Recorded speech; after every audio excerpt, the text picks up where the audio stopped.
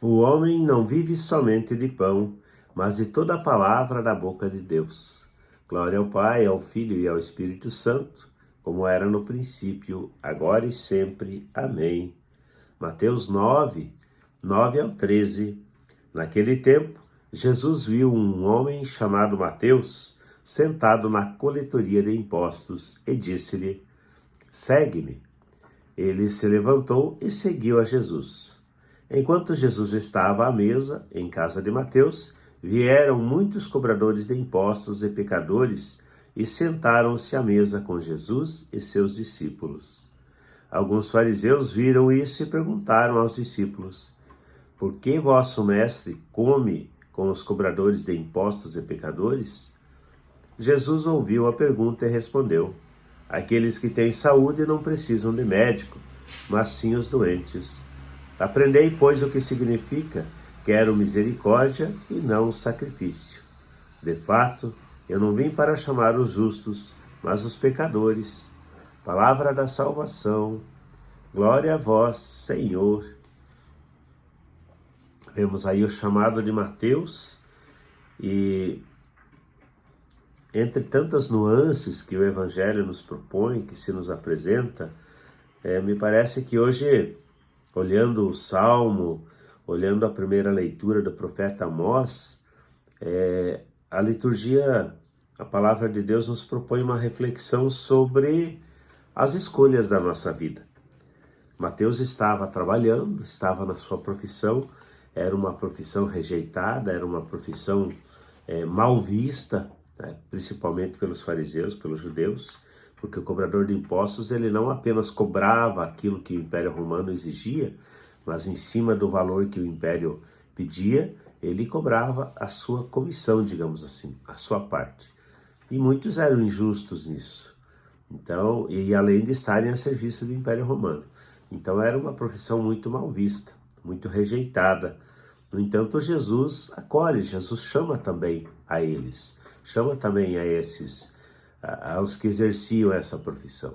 E a resposta é individual de cada um. Jesus não vai se coadunar, não vai confirmar e autorizar essa profissão, mas ele vem para anunciar o Evangelho, para pedir que eles se convertam.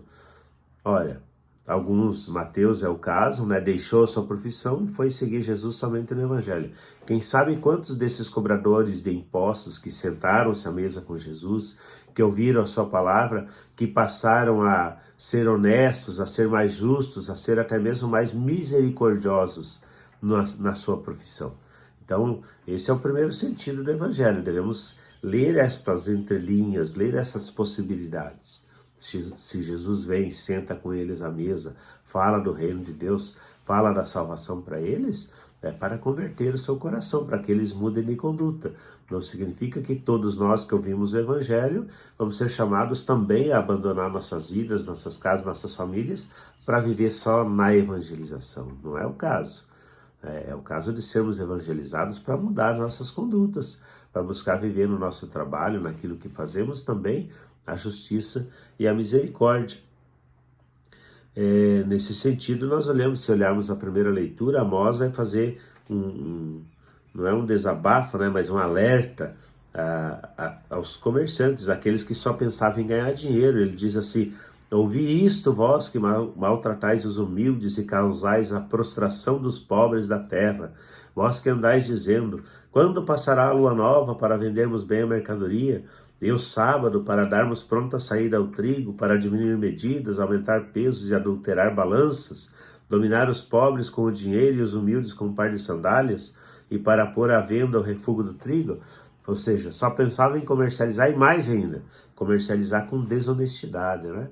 Então é um alerta também para a nossa vida nesse sentido. O Salmo também nos diz: o homem não vive somente de pão, mas de toda a palavra da boca de Deus. É aquela questão que eu sempre comento com vocês, né? De pensarmos no sentido pleno da nossa vida. Às vezes pensamos só no dia de hoje, claro, devemos viver o presente, mas pensamos só no dia de hoje, mas só no ponto de vista material, só no ponto de vista daquilo que passa. E aí devemos ampliar nossa visão e ter, né, como eu dizia também essa semana, a nossa vida comunitária, o nosso tempo para Deus, na nossa casa, mas também na comunidade, ter um tempo para fazer o bem, para praticar então aí a misericórdia, a bondade. A nossa sociedade hoje é tão fragmentada, tão cheia de nuances, em poucas palavras nós não conseguimos resumir a realidade em que vivemos.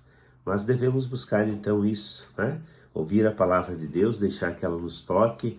Nós também somos pobres em espírito e nós devemos deixar que essa palavra de Deus nos enriqueça, nos alimente, nos fortaleça em vista da vida eterna.